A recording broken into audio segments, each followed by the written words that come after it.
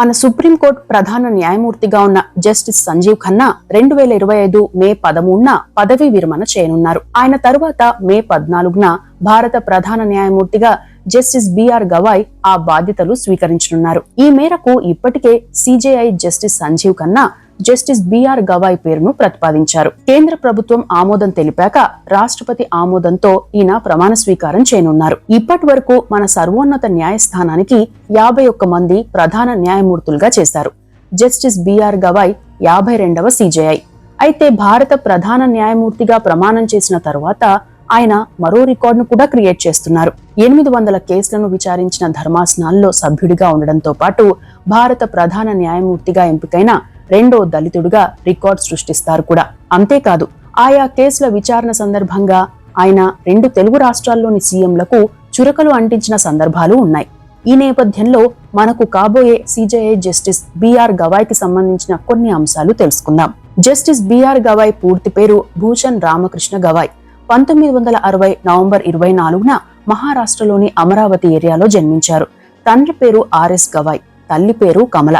వీరిద్దరూ ఉన్నత విద్యావంతులే. ఆయన తండ్రి ఆర్ఎస్ గవాయ్, సోదరుడు రాజేంద్ర గవాయ్ ఇద్దరూ రాజకీయాల్లో ఉన్నారు. అయితే బిఆర్ గవాయ్ మాత్రం న్యాయవాద వృత్తి వైపు మొగ్గు చూపారు. వీరి కుటుంబం మొత్తం బాబాసాహెబ్ బిఆర్ అంబేద్కర్ గారి ఫాలోవర్సే. అమరావతిలోనే న్యాయ విద్యలో డిగ్రీ పూర్తి చేసిన జస్టిస్ బిఆర్ గవాయ్ 1985లో బార్ అసోసియేషన్ ఆఫ్ మహారాష్ట్రలో తన పేరును నమోదు చేసుకున్నారు. బారిస్టర్ రాజా బోన్స్లే వద్ద తన న్యాయవాద వృత్తిని ప్రారంభించారు. అంచెలంచెలుగా ఎదిగారు. నెమ్మదస్తుడిగా ఉండడంతో పాటు ప్రతి అంశాన్ని సునిశితంగా పరిశీలించి కేసులను వాదించే న్యాయవాదిగా పేరు తెచ్చుకున్నారు. అదే సమయంలో సమాజానికి ఉపయోగపడే కేసులకు ప్రాధాన్యం ఇచ్చేవారట. ఆ తరువాత కొంతకాలం నాగ్పూర్, అమరావతి మున్సిపల్ కార్పొరేషన్లతో పాటు అమరావతి యూనివర్సిటీకి స్టాండింగ్ కౌన్సిల్ గా సేవలందించారు. 1992 నుండి 1993 వరకు బాంబే హైకోర్టు నాగ్పూర్ బెంచ్ లో assistant government pleader, additional public prosecutor గా పనిచేశారు. 2000వ సంవత్సరం జనవరి 17న గవర్నమెంట్ ప్లీడర్ గా, పబ్లిక్ ప్రాసిక్యూటర్ గా నియమితులయ్యారు. 2003 నవంబర్ 14న బాంబే హైకోర్టు అడిషనల్ జడ్జి గా అపాయింట్ అయ్యారు. న్యాయమూర్తిగా జస్టిస్ బిఆర్ గవాయ్ కెరీర్ అప్పుడే ప్రారంభమైంది అని చెప్పవచ్చు. ఆ తరువాత 2005 నవంబర్ 12న పర్మనెంట్ జడ్జిగా ప్రమోషన్ పొందారు.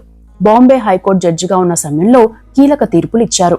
రాజకీయ అంశాలు, రాజ్యాంగానికి సంబంధించిన అంశాలు, ప్రాథమిక హక్కులు, రాజ్యాంగ ఉల్లంఘనలు తదితర అంశాలపై పలు కీలక తీర్పులు ఇచ్చారు. 2019 మే నెలలో జస్టిస్ బిఆర్ గవాయ్ కి సుప్రీంకోర్టు న్యాయమూర్తిగా పదోన్నతి లభించింది. ప్రస్తుతం ఉన్న సుప్రీంకోర్టు న్యాయమూర్తుల్లో సీనియర్ల జాబితాలో ప్రధాన న్యాయమూర్తి తరువాతి స్థానంలో ఆయనే ఉన్నారు. దీంతో ఆయనకే భారత ప్రధాన న్యాయమూర్తి పదవి వరించనుంది. ఇక జస్టిస్ బిఆర్ గవాయ్ సుప్రీంకోర్టులో 800కు పైగా బెంచ్లలో పాల్గొన్నారు. కీలక తీర్పులిచ్చిన ధర్మాసనాల్లోనూ ఉన్నారు. పలు సంచలన అంశాల్లోనూ తీర్పులిచ్చారు. జమ్మూ కశ్మీర్లో ఆర్టికల్ 370 రద్దు దేశవ్యాప్తంగా సంచలనాన్ని రేపింది. 7 దశాబ్దాలుగా ఆ ఆర్టికల్ ను అడ్డు పెట్టుకుని కొందరు విభజన రాజకీయాలు చేస్తున్న నేపథ్యంలో కేంద్రం ఈ ఆర్టికల్ రద్దు చేయాలని భావించింది. ఉభయ సభల ఆమోదంతో ఆ ఆర్టికల్ ను రద్దు చేసింది. ఈ రద్దుతో జమ్మూ కశ్మీర్ కు స్వయం ప్రతిపత్తి హోదా పోయింది. అయితే కేంద్రం తీసుకున్న ఈ నిర్ణయంపై సుప్రీంకోర్టులో పలు పిటిషన్లు దాఖలయ్యాయి. వాటిని విచారణ జరిపిన బిఆర్ గవాయ్ ధర్మాసనం కేంద్రం తీసుకున్న నిర్ణయాన్ని సమీక్షించింది కూడా. ఆర్టికల్ 370 రద్దును సమర్థిస్తూనే కేంద్రానికి కొన్ని సూచనలు జారీ చేసింది. ఆ తర్వాత ఎలక్టోరల్ బాండ్లు రాజ్యాంగానికి విరుద్ధమని తీర్పునివ్వడం కూడా సంచలనం రేపింది. ఆ బాండ్ల వివరాలు బయటకు చెప్పాల్సిందేనని బ్యాంకులను ఆదేశించింది సుప్రీంకోర్టు. ఆ తీర్పు వెలువరించింది కూడా జస్టిస్ బిఆర్ గవాయే. అంతేకాదు, కొన్ని రాజకీయ పార్టీలు ఆయా కంపెనీల ద్వారా బాండ్లను కొనిపించి పార్టీ ఫండ్ గా నిధులు వినియోగించుకునే అంశానికి కూడా ఈ తీర్పుతో చెక్ పడినట్లయింది.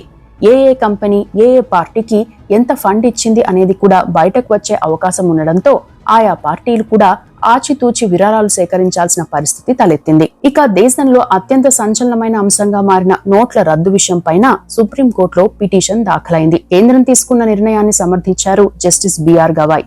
అదే సమయంలో కేంద్ర ప్రభుత్వానికి కొన్ని నోటీసులు కూడా జారీ చేశారు. మొత్తంగా చెప్పాలంటే గత 6 ఏళ్లలో రాజ్యాంగ పరిరక్షణ, పరిపాలనా చట్టం, పౌర హక్కులు, అప్పటి ఐపీసీ, సిపిసి చట్టాలు, ఇప్పటి భారతీయ న్యాయ సంహిత, వాణిజ్య వివాదాలు, మధ్యవర్తిత్వ చట్టం, విద్యుత్ చట్టం, విద్యా విషయాలు, పర్యావరణ చట్టం మొదలైన వివిధ అంశాలకు సంబంధించిన విషయాలను పరిష్కరించే సుమారు 800 ధర్మాసనాల్లో భాగంగా ఉన్నారు. పౌరుల ప్రాథమిక హక్కులు, మానవ హక్కులు, చట్టపరమైన హక్కులను పరిరక్షించడం వంటి వివిధ అంశాలపై రాజ్యాంగ ధర్మాసనం తీర్పులతో సహా దాదాపు 300 తీర్పులను రచించారు. న్యాయపరమైన అంశాలపై వివిధ దేశాల్లో జరిగిన అంతర్జాతీయ సదస్సులకు హాజరయ్యారు. మంగోలియా, అమెరికా, యూకే, కెన్యా తదితర దేశాల్లోని అంతర్జాతీయ సమావేశాలకు హాజరయ్యారు justice BR Gavai. Columbia university, Harvard యూనివర్సిటీతో సహా వివిధ విశ్వవిద్యాలయాల్లో, విద్యా సంస్థల్లో రాజ్యాంగ పరిరక్షణతో పాటు పర్యావరణ సమస్యలపై ఉపన్యాసాలు ఇచ్చారు. ఇక 2 తెలుగు రాష్ట్రాల్లోనూ జస్టిస్ బిఆర్ గవాయ్ ఇచ్చిన తీర్పులు